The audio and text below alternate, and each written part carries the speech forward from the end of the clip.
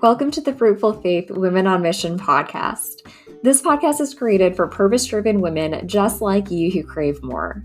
On the Fruitful Faith podcast, you can expect Christ-centered conversations that will help you to cultivate a life that you and He love. We'll be talking about topics that matter, topics that impact your everyday life. We'll talk about anything from how to transition with grace, to what to do when you're overwhelmed, to how to be content and joyful right where God's got you. It's going to be good. Let's dive on in. Well, hey, friend, and welcome to the Fruitful Faith Women on Mission podcast. Welcome back for episode 2. So I'm Alexandra. I'm a certified professional life coach for purpose-driven women who crave more and the founder of Grace-Based Christian Coaching. So last episode, we talked about 4 questions you need to ask yourself to find purpose and how I found mine. So I share a bit about where I was and where I got to where I am now, and just pray that that first episode, it really encourages and inspires you to step boldly into where God has got you. So that's where we began, guys. And now what we get to do next is launch a goal setting series over these next several weeks. And so as a certified coach, I'm actually now stepping into year 5 of coaching already.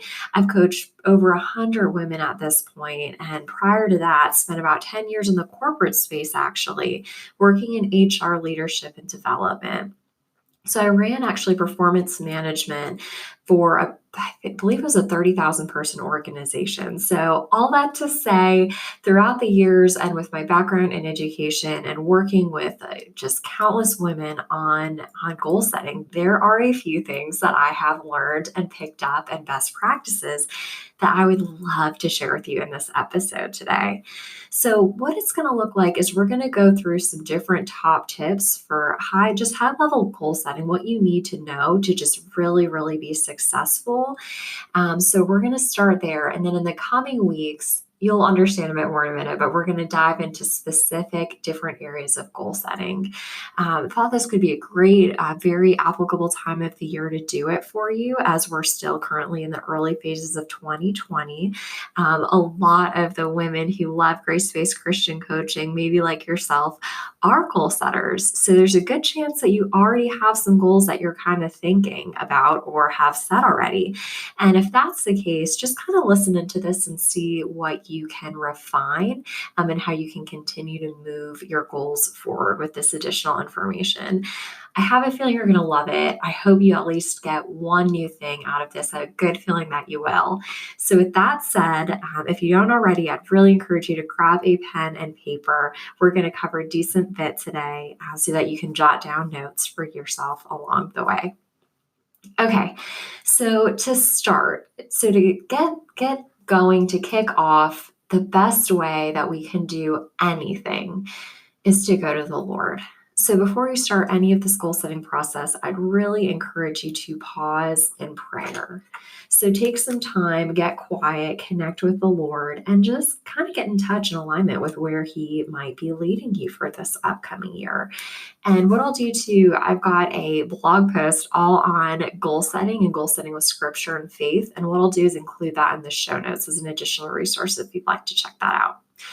So after you do first things first, going to Jesus, what I'd encourage you to do next is to select an overall theme for your goals. So maybe consider what is perhaps a word of the year. I'm sure you're familiar with that concept or notion. What word or phrase of the year might fit with where you're at, where He's got you right now? Or you might want to think too, like, what is an intention? What is an intention you want to have throughout the year and come back to and realign with? So really having that word of the year or the intention, this will really help funnel all of your different categories of goals up to this one common theme. And it's going to really help to simplify things for you. So it's a filter of sorts. Does this align with that overall idea or not? If not, you might want to do what I'll call like a parking lot list. So maybe capture other goals or ideas, perhaps that you can implement as a bonus, if you will, or you can implement in coming years too. So a few things to think about. The other thing I'll add here for you is you might want to consider, after you have this intention, this theme, to really go to scripture and see, well, what does God's word say about that? And so even better yet, almost having a story of the Bible, a verse to continually come back to and meditate on related to whatever your broader goal or goal idea is. So, with that, would encourage you to consider different categories within your goal setting. So, again, you can probably tell I like to keep things simple and streamlined. As a very, very busy person, a lot of good stuff on my plate. Whenever and I'm sure you too, can keep things simple, that's just the best option. So, with that, as we think about one, you've got your overall theme, and then next, there are different categories or goal buckets that you might want to consider. And to keep it simple, I kick off everything with F's. So, here are a few different goal categories you can consider perhaps. One is faith, so your relationship with Jesus. What do you want to do and improve and grow on in that this year? Another category is family. So with your spouse, your, perhaps parents, kids, extended relatives, what would you like to see change in regards to your family? And next one is fitness. So you can kind of think about this from two perspectives. One from potentially a health or personal fitness, physical fitness side of things. You can think of it as nutrition type of fitness. What are you putting into your body?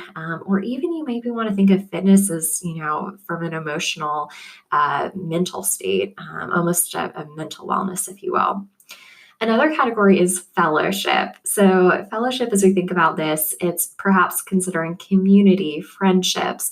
What would you like to see cultivated in that area of your life? And then fun.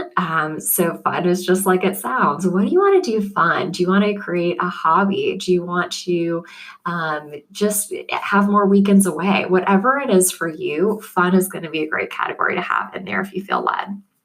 And then two more.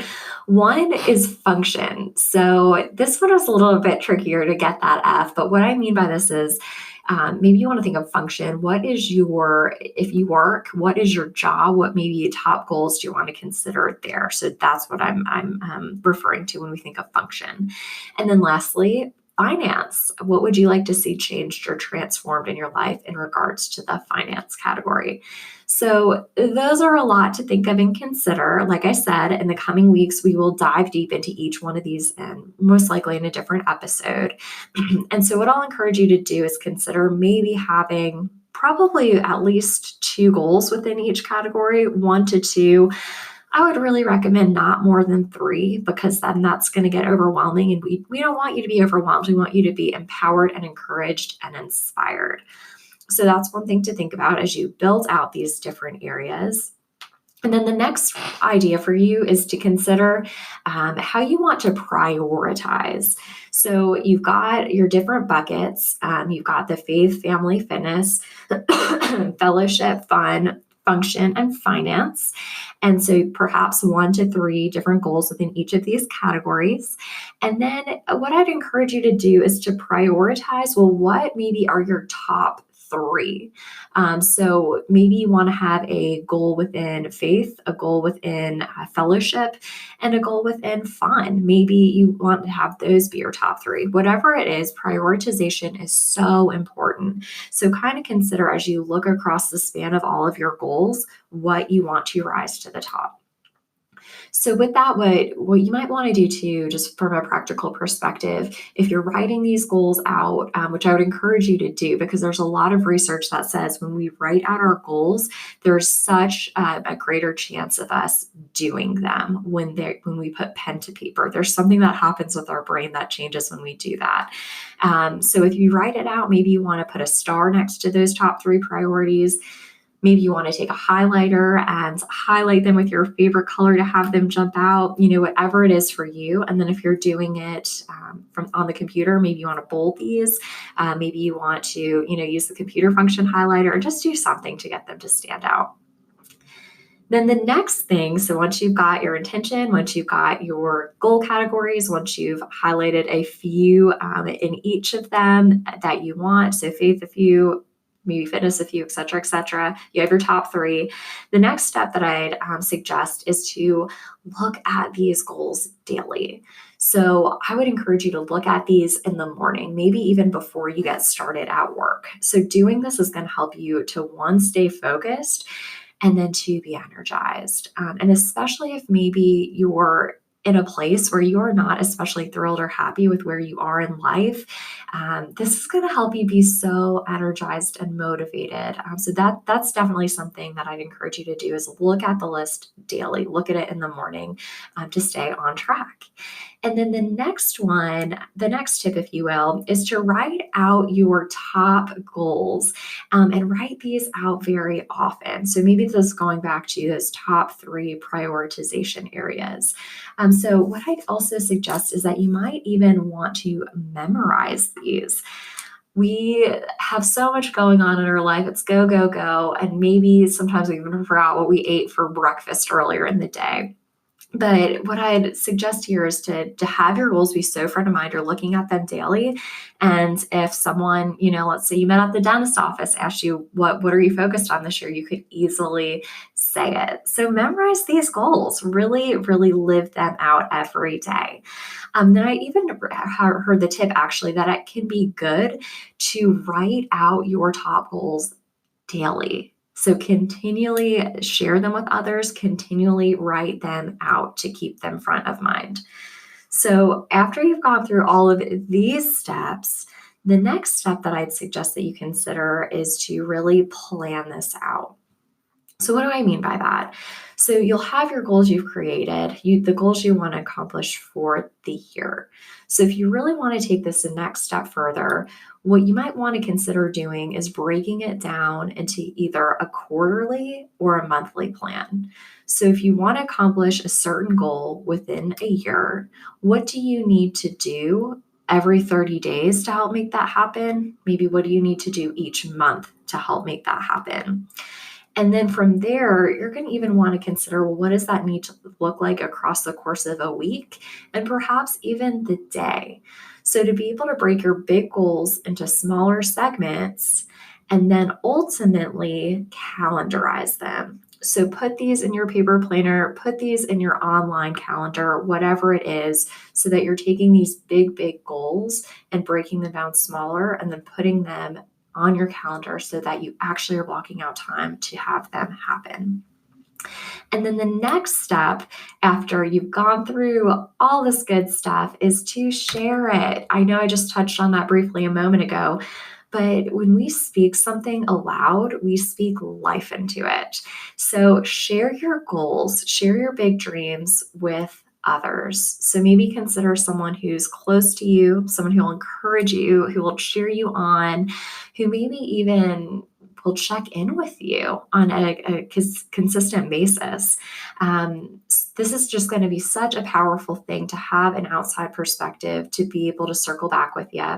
And, maybe this is going to create beautiful community in the interim, maybe this person also would love to have someone to hold them accountable and cheer them on. So just things to think about as you go through this goal setting process. The other thing too, kind of connected to this, is I really encourage you, this is something I actually do myself, is to do a monthly check-in. So what I'll do is at the end of each month, I'll place a little check-in on my calendar and just consider, how am I doing? Am I aligned with what I had set out to do this month? Is this working well? Is it not? What can I celebrate? What do I need to adjust? And just to have that consistently so I don't even have to think about it, the reminder just pops up, is a game changer. So that is what you have got, friend. Those are some of my top tips before we dive into the specific pieces, if you will, of how to just really start the goal setting process strong from the beginning. So a few next steps. One is I've created an amazing freebie for y'all, and it's called 7 Steps to Making Your Vision Board Come to Life. So maybe you're more of a visual person and have a visual depiction of your goals. That's awesome. I love it. Or maybe your vision board is kind of just really your goals written out. Whatever it is, I'm just proud of you that you've done it and you've taken the steps to just create some space for that. But really, this freebie is going to take some of the things that we talked about today and give them to you in an easy to follow format. And it covers a couple other things that we didn't touch on too, that I just know that you're going to love. And it's going to be so helpful to take all those big ideas and help you to figure out, well, how do I really actually implement this? So it doesn't end up as just a dream, it ends up as a reality. So definitely go check that out. That's on gracefacechristiancoaching.com/subscribe. And that's the next step in addition to actually doing everything that we chatted on today. So once you do that, that's going to be a great first step. This kind of think of it as your draft, if you will. And what we're going to do in the coming weeks is dive into each of these sections. So like I mentioned, I think we'll do an episode on faith, an episode on fellowship, finances, et cetera, to just help give you some ideas on just different types of goals in each of these categories, as well as some coaching questions to really intentionally think through how to come up with a good plan and how to do it in a godly and Christ-centered way. So that's today, and that's what's to come. I hope that you're just feeling so focused and energized and just motivated to just live big, live courageously, and to just do it in a faith-based way where it's just you're honoring God, but you're also focused and using and stewarding your time well. So if you have loved the second episode of Fruitful Faith Women on Mission, be sure to subscribe. I would love to just continue on together in the coming weeks and months. There's such good content ahead, and I just can't wait to get to know each other better through this podcast. And if you really loved it, it would be an honor for you to leave a 5-star review. So the more reviews possible, the more people find out about this podcast, and just the more time and energy I can pour into it to serve you and serve you really well. So have an amazing rest of your day, and I can't wait to see you back here next time.